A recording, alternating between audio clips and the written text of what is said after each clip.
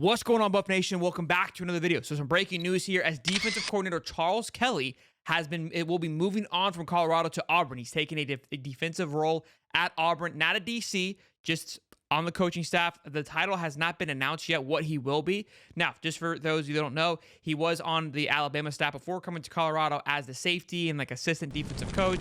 Before that, he was at FSU where he was a linebacker safety coach and then moved up to defensive coordinator for 4 years, which I'm going to talk about that in just a moment. So what does all this mean? Is it a bad thing? Is this Colorado falling apart, right? That's what's probably going to be the narrative, because I think for the most part, Charles Kelly was a very loved component to that coaching staff. Phenomenal recruiter. That was something that we alluded to in a video that we made about him a few months ago because he was in the hot seat, which we'll get into here just a quick second.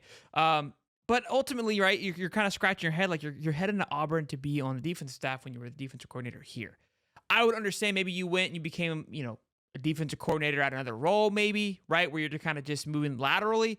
This, in my opinion, feels a little bit of a down step, which leads me to believe that it could have been a mutual conversation of like, hey, this is where we're kind of headed. Do you think we can fit into this? I don't know, right? I don't know.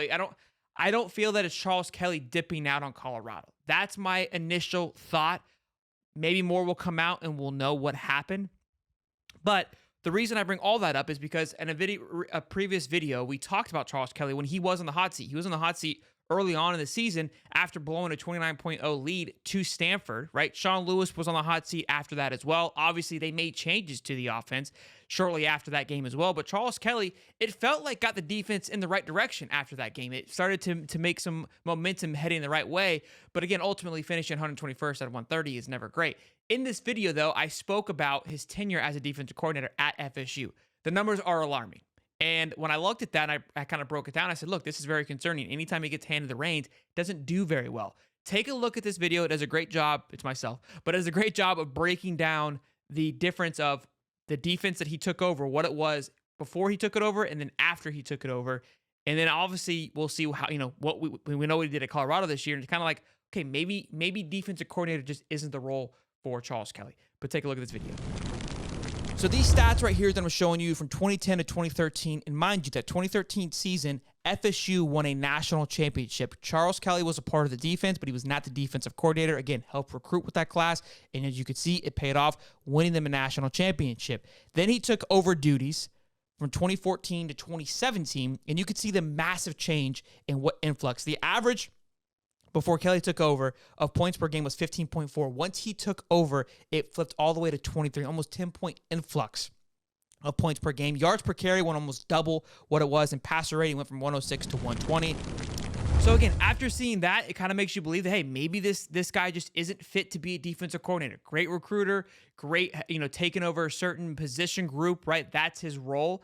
And maybe Colorado doesn't have the bandwidth to pay him. Like Auburn can probably pay him $1.2 million to come be a defensive assistant, or over the safeties, where Colorado may only get to pay him $500,000, right? And that's what's also hard with a school like Colorado, having to hang on to these top tier coaches. Because again, phenomenal recruiter, probably a great job with the staff, but they brought him in to be the defensive coordinator, gave him the opportunity to be a defensive coordinator because they wanted him for that recruiting aspect, because they know what he can bring to the table. But you got one end that's really, really great, but you're also shooting me in the foot because you're leading a team to the 121st ranked defense. So that, to me, if you look at it from that perspective, that's what it tells me. It's like, look, I don't think you're ready to be a defensive coordinator. Your history has shown that.